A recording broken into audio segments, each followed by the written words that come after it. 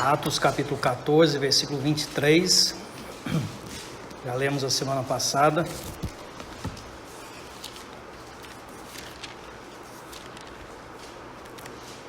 Vamos pegar um pouquinho do contexto essa vez, começando no versículo 21.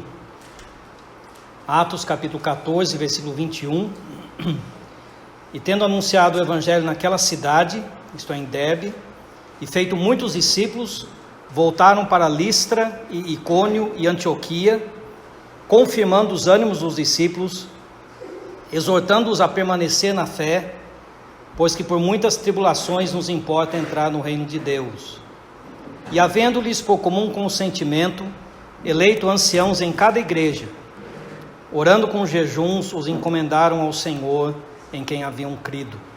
Destacando a frase do versículo 23, havendo eleito anciãos em cada igreja. Agora o capítulo 20, também o texto que já lemos a semana passada, capítulo 20, versículo 28, Paulo diz para os anciãos da igreja em Éfeso: olhai, pois, por vós e por todo o rebanho sobre que o Espírito Santo vos constituiu bispos, para apacentardes a igreja de Deus, que ele resgatou com o seu próprio sangue. Destacando a frase, o Espírito Santo vos constituiu bispos. Agora em 1 Timóteo, capítulo 3, primeira epístola de Paulo a Timóteo, capítulo 3, começando no versículo 1.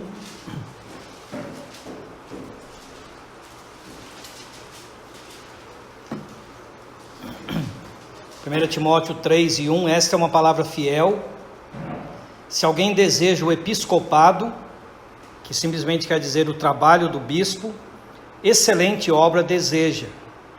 É necessário, pois, que o bispo seja irrepreensível, marido de uma mulher, vigilante, sóbrio, honesto, hospitaleiro, apto para ensinar, não dado ao vinho, não espancador, não cobiçoso de torpe ganância, mas moderado, não contencioso, não avarento, que governe bem a sua própria casa, tendo seus filhos em sujeição com toda modéstia, porque se alguém não sabe governar a sua própria casa, como terá cuidado da igreja de Deus?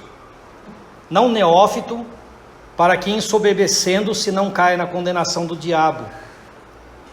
É necessário também que tenha bom testemunho dos que são de fora, para que não caia em afronta e no laço do diabo.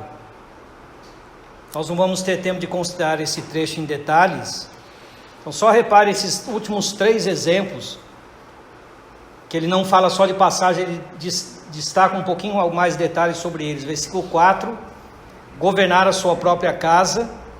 Versículo 6, não neófito, quer dizer, não imaturo, para que ensoberbecendo-se não caia na condenação do diabo. E versículo 7, necessário também que tenha bom testemunho dos que são de fora, para que não caia no laço do diabo. Procure lembrar desses 3 exemplos. E finalmente uma leitura em Tito, a epístola de Paulo a Tito, capítulo 1, versículos 5 a 9, temos mais uma lista das qualificações dos presbíteros. Tito capítulo 1, versículo 5. Por esta causa te deixei em Creta, para que pusesses em boa ordem as coisas que ainda restam, e de cidade em cidade estabelecesses presbíteros, como já te mandei. Aquele que for irrepreensível, marido de uma só mulher, que tenha filhos fiéis, que não possam ser acusados de dissolução e nem são desobedientes, porque é necessário que o bispo seja irrepreensível, como mordomo da casa de Deus, não soberbo, nem iracundo, nem dado ao vinho, nem espancador, nem cobiçoso de torpe ganância, mas dado à hospitalidade, amigo do bem, moderado, justo, santo, temperante, retendo firme a fiel palavra, que é conforme a sã doutrina, para que seja poderoso, tanto para admoestar com a sã doutrina, como para convencer os contradizentes. Só isso que nós vamos ler para a nossa meditação nesta noite, mais uma vez pedindo a bênção de Deus sobre essa leitura pública da sua palavra. Semana passada começamos a pensar sobre o presbitério, sobre o governo numa igreja local, tentando definir e entender um pouquinho sobre o que a Bíblia fala acerca da forma de governo. E pensamos que a igreja não é uma ditadura, onde a vontade de uma pessoa é feita, nem uma democracia, onde a vontade de todo mundo é feita, nem uma monarquia, onde a vontade de uma elite que está acima dos demais é feita, mas é uma teocracia, uma palavra estranha que simplesmente quer dizer um lugar onde Deus reina, um lugar onde Deus governa. E Deus governa na igreja local através de homens chamados presbíteros. Presbítero quer dizer ancião, é a mesma coisa. São chamados também de bispos e são chamados também de guias ou líderes. Presbíteros porque são pessoas mais experientes, como a palavra em português, anciãos, deixa bem claro. Bispos porque estão olhando mais longe do que os demais, vigiando. E guias ou líderes porque estão dando um exemplo, vão na frente para mostrar o caminho. Pensamos sobre essa forma de governo. E ficou para pensarmos hoje sobre a formação desse presbitério. Como é que são eleitos, como é que são levantados ou reconhecidos aqueles homens que vão agir como presbíteros. Então é um assunto sobre o qual a Bíblia não tem muita informação no sentido didático da palavra, como um manual, por exemplo. Talvez nós até gostaríamos que fosse assim, mais organizado. Mas Deus que sabe todas as coisas, Ele sabe que é mais útil para nós que precisemos comparar um trecho com o outro e pegar um pouquinho ali e um pouquinho aqui e juntando essas coisas para ter um quadro completo. Ele não deixou uma descrição detalhada, passo por passo de como é, mas Ele nos deu alguns exemplos e algumas instruções. Então, para começar do mais básico possível, Atos capítulo 20, versículo 28, o Espírito Santo é quem escolhe presbíteros. Paulo diz para os anciãos da igreja em Éfeso: vocês devem olhar pelo rebanho em que o Espírito Santo vos constituiu bispos. Não seria possível ter uma palavra mais clara do que essa. Isso combina com tudo que o Novo Testamento fala sobre Deus agindo na igreja. Em 1 Coríntios capítulo 12, nós aprendemos que em relação ao corpo, comparando a igreja local com um corpo, Deus é quem determina a posição e a função de cada membro do corpo. Cada um que foi acrescentado à igreja local pela vontade de Deus, foi acrescentado ali com uma função determinada por Deus, não pela pessoa. E Deus não pede opinião do próprio indivíduo, Ele não pede opinião da igreja, Ele estabelece a função de cada um no corpo. E aquele capítulo deixa isso bem claro. E não seria diferente em relação aos líderes, aqueles escolhidos para liderar, para governar na igreja. Eles também são escolhidos e levantados por Deus. Talvez alguém diz, mas isso não ajuda muito, porque como é que o Espírito Santo vai revelar essa vontade, essa escolha dele para nós? Dá para entender que ele escolhe, dá para entender que ele levanta, mas como é que nós ficamos sabendo quem é que ele escolheu? Então aqui o trecho de Atos capítulo 14 nos ajuda na prática a ver como isso funcionou nos dias dos apóstolos. Se você quiser depois ler o contexto todo, você vai ver que Paulo e Barnabé estavam perto do final daquilo que é chamada a primeira viagem missionária deles. Saíram de Antioquia, viajaram por vários lugares, chegaram numa outra cidade também chamada Antioquia, mas bem diferente da primeira. De Antioquia foram para Icônio, de Icônio para Listra, de Listra para Derbe. O Espírito Santo faz questão de citar essas cidades e depois mostrar eles voltando para trás, de Derbe para Listra, para Icônio, para Antioquia de novo. E nessa viagem de volta, não na ida eles estabeleceram igrejas em cada cidade, mas na volta, visitando as igrejas que já haviam sido estabelecidas, eles visitaram as igrejas e em cada igreja eles, como diz a versão que eu uso, elegeram, como diz a versão atualizada, promoveram a eleição de presbíteros ou de anciãos ou de bispos em cada uma dessas localidades. Então, se você tomar tempo depois, eu vou só citar algumas coisas por causa do tempo, mas se você meditar nisso depois, eu creio que você concordará comigo que esse trecho ensina pelo menos 3 coisas em relação ao presbitério. Primeiro, confirma aquilo que nós já vimos, que uma igreja local precisa ter um presbitério. Essa é a regra normal. Na viagem de ida, os apóstolos estabeleceram igrejas, mas quando voltaram, estavam como que dando o ponto final, e em cada uma daquelas igrejas estabeleceram presbíteros. É o mesmo que vemos em Tito capítulo 1. Paulo diz que Tito ficou em Creta para colocar em ordem as coisas que restavam. Já havia igrejas locais em Creta, naquela ilha chamada Creta. Também eram igrejas novas, mas havia algumas coisas que ainda restavam.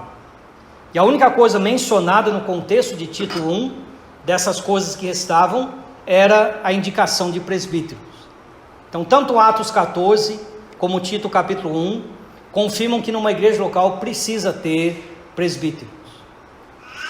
Mas os 2 textos, principalmente Atos capítulo 14, também deixam claro que é necessário um intervalo entre o nascimento, entre aspas, de uma igreja local e o surgimento de uma liderança. O intervalo no caso de Atos 14 foi de poucas semanas, poucos meses. Nós não temos as datas exatas ali.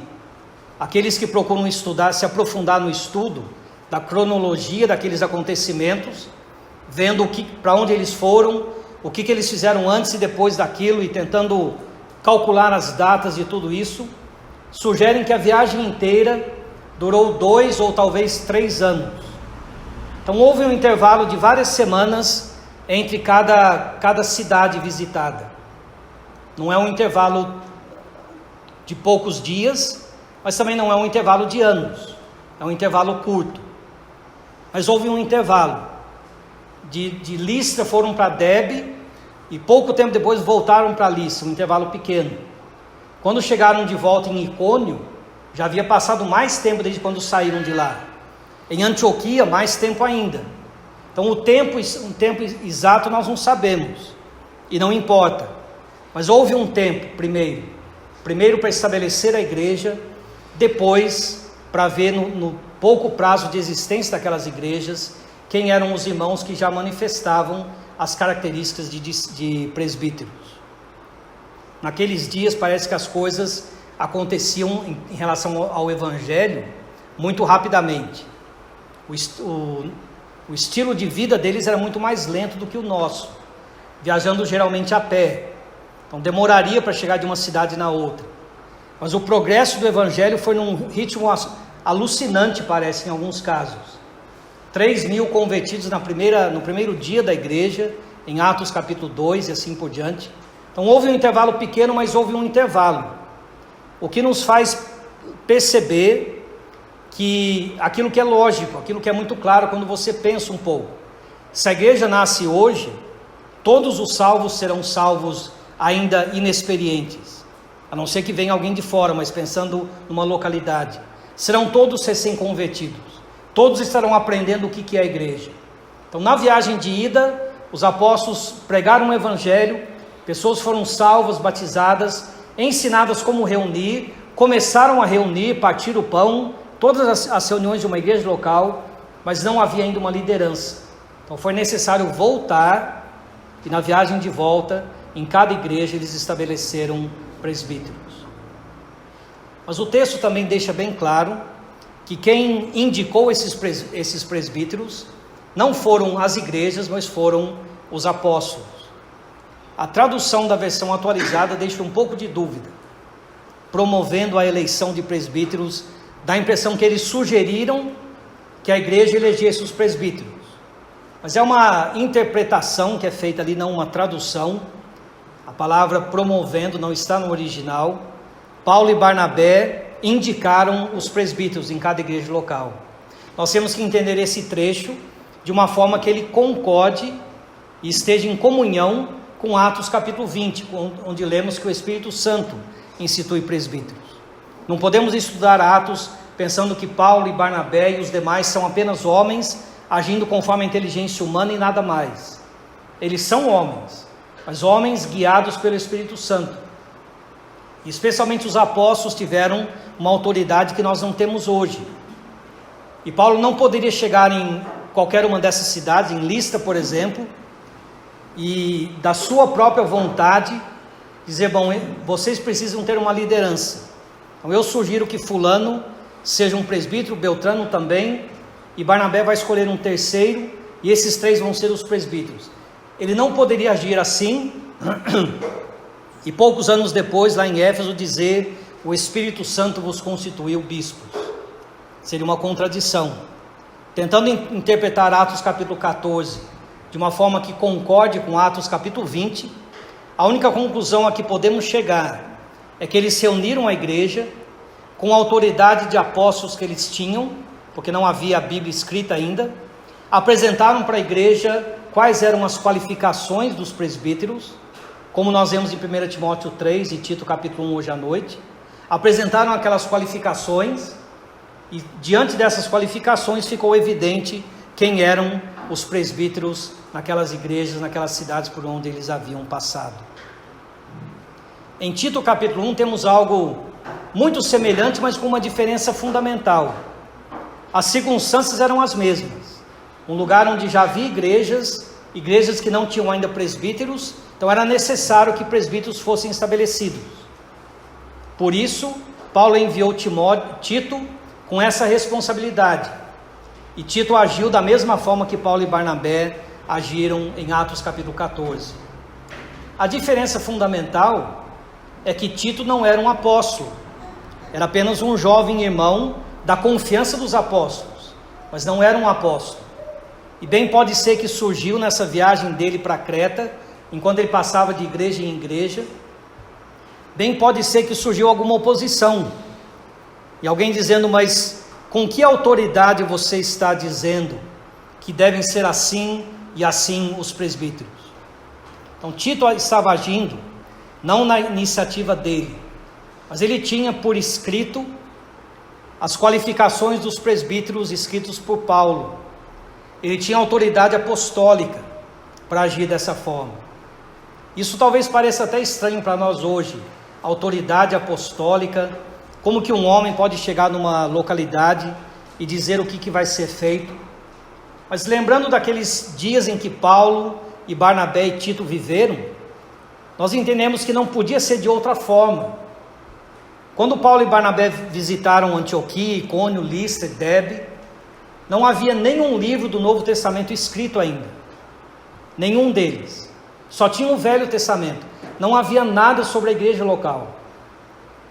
Quando Paulo deixou Tito em Creta, havia talvez metade do Novo Testamento escrito, mas nenhuma lista publicada, nenhuma lista conhecida como parte da Bíblia, com as qualificações dos presbíteros. Então naqueles primeiros anos, a intenção do Espírito Santo sempre foi dar para nós a Bíblia. Esse é o nosso guia hoje, é a nossa autoridade. Se estamos discutindo algum assunto sobre como fazer ou não fazer, e alguém abre a Bíblia e diz, olha, está escrito, e lê alguma coisa da Bíblia que refere-se àquele assunto. Então pronto, aquela é a nossa autoridade, essa é a nossa base. Mas quando não havia essa escritura inspirada por Deus, como é que os cristãos saberiam como agir? Então nos primeiros anos da época da igreja, foi fundamental, tanto no sentido simbólico como literal, foi fundamental a ação dos apóstolos e dos profetas. Efésios 2, finalzinho do capítulo, acho que é versículo 20, diz que a igreja foi edificada sobre o fundamento dos apóstolos e dos profetas. Os apóstolos dando aquela autoridade que a Escritura tem hoje, dando para os cristãos, para os primeiros cristãos, a autoridade que eles precisavam, e os profetas revelando aquilo que deveria ser feito. O que hoje nós encontramos na palavra de Deus pesquisando, e quando encontramos sabemos, essa palavra tem autoridade porque é parte da Bíblia. Naqueles dias, essa autoridade vinha dos apóstolos e a revelação vinha dos profetas. Para nós é mais fácil hoje, mas naqueles dias era necessário essa interferência, essa autoridade apostólica para revelar a vontade de Deus. Então nós vemos em Atos 20 o Espírito Santo, vemos em Atos 14 o Espírito Santo revelando a vontade dele por intermédio dos apóstolos. Em Tito capítulo 1, o Espírito Santo revelando a vontade dele por intermédio de um homem que tinha em suas mãos os escritos dos apóstolos. E o próximo passo é a nossa realidade hoje. Nós não temos apóstolos, não temos enviados apostólicos, mas nós temos algo melhor, que é a Escritura inspirada por Deus, a Escritura que contém a verdade na qual Paulo e Barnabé e Tito se basearam naqueles primeiros dias. As qualificações dos presbíteros mencionadas em 1 Timóteo 3 e em Tito capítulo 1, são aquilo que guiaram Paulo e Barnabé e Tito no começo. E nós não temos Paulo e Barnabé aqui, mas temos a autoridade que era a autoridade deles, a autoridade que eles usavam. Eles receberam de Deus, o Espírito Santo deixou registrado para o nosso ensino, e baseado nisso, hoje nós podemos saber quem são os presbíteros em cada igreja local. O Espírito Santo escolhe, e ele revela essa escolha para nós através da palavra dele. Para isso nós precisamos estudar esses dois trechos. Seria impossível entrar nos detalhes deles hoje, mas seria necessário estudar esses dois trechos com cuidado, ver as qualificações apresentadas ali, tentar entender o que elas representam. Marido de uma mulher, por exemplo, não quer dizer que o presbítero precisa ser casado, mas quer dizer que ele precisa ser fiel à esposa dele. Tentamos entender os detalhes ali, e tendo ali um quadro de como é um presbítero, podemos ver na nossa igreja local, na igreja onde reunimos, quais são os irmãos que podem ser comparados com esse quadro, que tem essas características e que estão servindo a Deus, procurando servir os irmãos. Podemos ver um jovem recém-convertido, dedicando-se muito ao serviço do Senhor, servindo a igreja por amor ao Senhor, e podemos pensar que talvez ele seja um presbítero. Mas aí alguém diz, mas 1 Timóteo 3 diz que ele não pode ser neófito, não pode ser um imaturo ainda. Então entendemos, esse jovem ainda não é um presbítero. Se continuar desenvolvendo como está, um dia certamente será um presbítero, mas ainda não está dentro daquelas qualificações de 1 Timóteo 3. Podemos ver um outro irmão mais experiente, mais maduro, também dedicado no serviço de Deus, mas os filhos dele, a casa dele, pensando aqui em filhos que moram com ele, filhos sob a autoridade dele, não os filhos adultos, esses filhos não são bem comportados, como diz 1 Timóteo 3, o outro exemplo que destacamos. Esse homem, apesar das muitas qualidades dele, também não está qualificado como um presbítero, porque diz a Bíblia, se ele não sabe governar a sua casa, como que ele poderá governar a igreja de Deus? Temos outro irmão muito capacitado nas Escrituras, mas ele tem um péssimo testemunho como pagador. Ele empresta e não devolve, empresta e não paga. Ele é um devedor, tem mau testemunho dos que são de fora. Também não está capacitado, não pode ser um presbítero, não pode servir a Deus nessa capacidade. Então, comparando aquelas listas, 1 Timóteo 3 e Tito 1, com as pessoas que estão na igreja local e que estão servindo a Deus, podemos descobrir então quem são aqueles que Deus levantou como presbíteros. O Senhor irá guiar através da palavra dele. Isso talvez pareça para nós mais difícil do que nos dias dos apóstolos.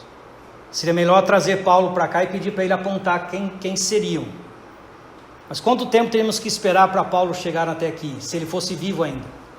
Certamente haveria uma lista de espera, 200 igrejas à nossa frente, até ele chegar aqui, passariam muitos anos, a distância seria um empecilho. É muito melhor o recurso que temos hoje, abrir as Escrituras, pedir para o Espírito Santo nos guiar, e pedir que ele mostre para nós quem são aqueles que ele levantou em nosso meio como presbíteros. Eu creio que esse é o padrão.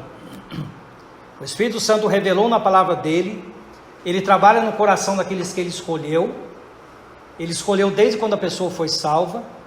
Pensando na eternidade de Deus, podemos voltar atrás, mas para o nosso entendimento, desde quando a pessoa é salva e acrescentada à igreja, o Senhor já tem em mente, muito antes dele demonstrar qualquer qualificação de presbítero, o Senhor já sabe, um dia esse varão será um presbítero nessa igreja. Então o Senhor age no coração dessa pessoa, para despertá-lo. Age no coração dos irmãos, para que possam reconhecer essa obra do Espírito Santo. O Espírito Santo então manifesta a vontade dele através das Escrituras. Mas podem surgir duas dúvidas. Uma delas em relação à necessidade de uma indicação formal. Será que seria necessário levantar publicamente, numa reunião da igreja, e dizer: irmãos, a partir de hoje, fulano de tal é um presbítero nessa igreja? Eu não vou dizer que é proibido fazer isso, ou que não deveria ser feito, porque numa leitura simples do livro de Atos, é isso que Paulo e Barnabé fizeram lá em Listra, Icônio, Antioquia, é isso que Tito fez em Creta. Mas para ser mais coerente, eu vou sugerir que não seria necessário e nem desejável fazer isso. A coerência pelo fato de nós tentarmos entender, pelo menos eu sugeri isso para os irmãos, que aquilo que Paulo e Barnabé e Tito fizeram é o papel que a Escritura faz hoje. Paulo, Barnabé e Tito apontaram quem eram os anciãos em cada igreja, baseado na revelação que tiveram do Espírito Santo. Nós hoje vamos ter esse discernimento baseado nas Escrituras. Então o que Paulo e Barnabé fizeram em Antioquia, as Escrituras fazem hoje. Então para que acrescentar uma outra etapa? E pensar que seria necessário levantar-se em público e um ser humano literalmente citar o nome de alguém e dizer que ele é um presbítero? Não me parece ser muito coerente. Não me parece ser necessário. Eu tenho conhecido muitas igrejas locais, não só no Brasil, mas em outros países também. E uma vez eu ouvi de uma situação onde aconteceu uma manifestação formal. Isso foi numa reunião pública, uma reunião para estudo da Palavra de Deus, de participação de vários irmãos.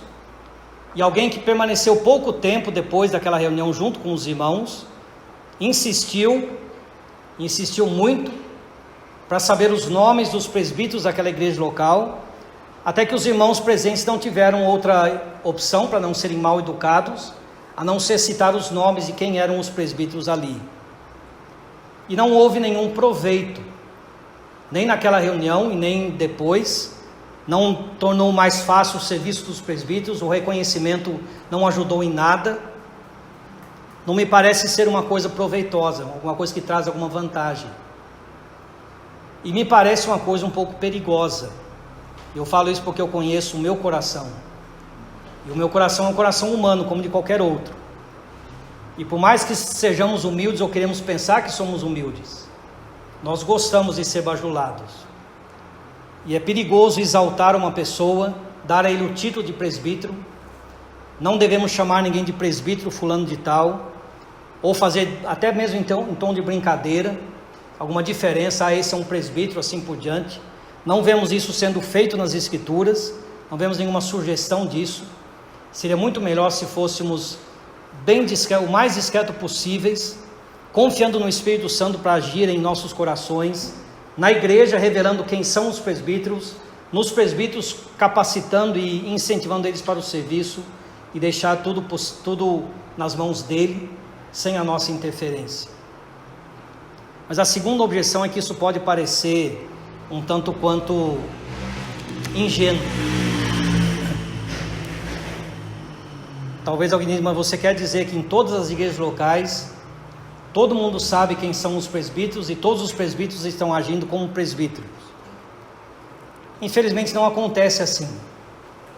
O padrão apresentado no Novo Testamento é perfeito, mas tudo que Deus põe na nossa mão para ser feito, a gente estraga. E o presbitério não é uma exceção a essa regra.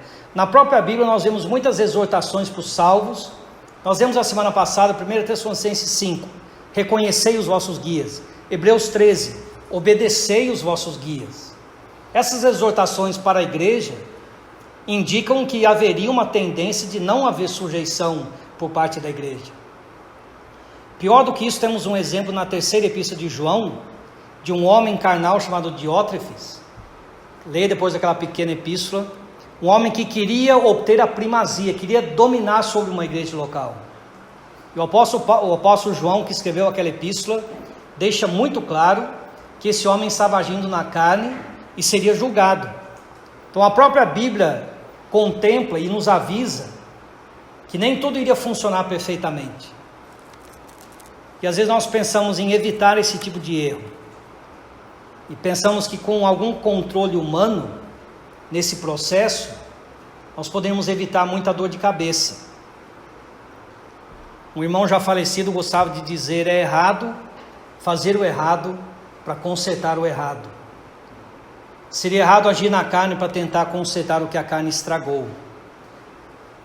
Quando surge algum desses erros, ou uma igreja que não se submete à liderança, ou uma liderança que não foi levantada pelo Espírito Santo, quando surgem algum desses erros, é motivo para choro, para lamentação e para muita oração. Mas essas coisas acontecem, infelizmente. Em maior ou menor grau, acontecem com muita frequência. E o ensino da palavra de Deus é muito ilustrado em relação a isso. É ilustrado muito bem pela forma como Davi tratou o rei Saul. Saul estava numa posição de liderança entre o povo de Deus do Velho Testamento. Eu sei que é outra dispensação, mas é o mesmo Deus que estava agindo. Saul era um homem carnal, ocupando uma posição para a qual ele não estava mais em condições de agir. E você conhece a maneira como Davi esperou pacientemente até que Deus interferiu. E até que Deus tirou Saul e Deus colocou Davi no trono. Buscar pela força da carne ocupar a posição de presbítero nunca vai produzir resultado. Por mais que alguém tenha sido levantado como presbítero, tentar impor a vontade dele sobre o rebanho nunca vai produzir resultado. Para o rebanho agir com essa vontade carnal, com essa força carnal contra o presbitério, nunca vai produzir bom resultado. As obras da carne nunca vão produzir o fruto do Espírito. Quando o Espírito Santo age, é para a bênção da igreja local. Quando nós agimos, é para prejuízo. E quando surgirem dificuldades, quando percebemos que há dificuldades de um ou de outro lado, como eu já disse, é hora para chorarmos e orarmos, e esperarmos pacientemente até que Deus possa fazer a obra dele. Alguém já disse que se um homem for escolhido por Deus para ser um presbítero, então o reconhecimento humano não muda o fato que aos olhos de Deus ele é um presbítero. Se um homem não foi escolhido para essa obra, a igreja inteira pode reconhecê-lo, ele não é um presbítero. Aos olhos de Deus não é. Então o importante é que cada um esteja procurando fazer a vontade de Deus. O modelo, talvez não funcione perfeitamente em nenhum lugar, mas o modelo simples e divino é esse. O Espírito Santo escolhe aqueles que ele quiser. Ele revela essa escolha dele para a igreja e para as pessoas através da palavra dele, agindo nos corações dos salvos, para que nós possamos entender a escolha dele, e uma vez entendida a escolha dele, a única opção que temos é nos sujeitar a ela. Então, como que é formado um presbitério? Pelo Espírito Santo. Como que é reconhecido esse presbitério? Pelo ensino da palavra de Deus.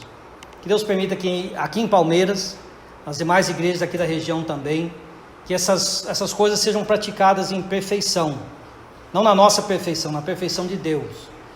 Como eu disse na semana passada, quando a igreja está alegremente obedecendo os seus guias, e quando os guias estão humildemente servindo o rebanho, então há paz. Quando fugimos disso de alguma forma, Deus nos ajude a procurar voltar o mais rápido possível, em oração, buscando a ajuda de Deus, para que o Senhor seja glorificado nas igrejas locais. Amém.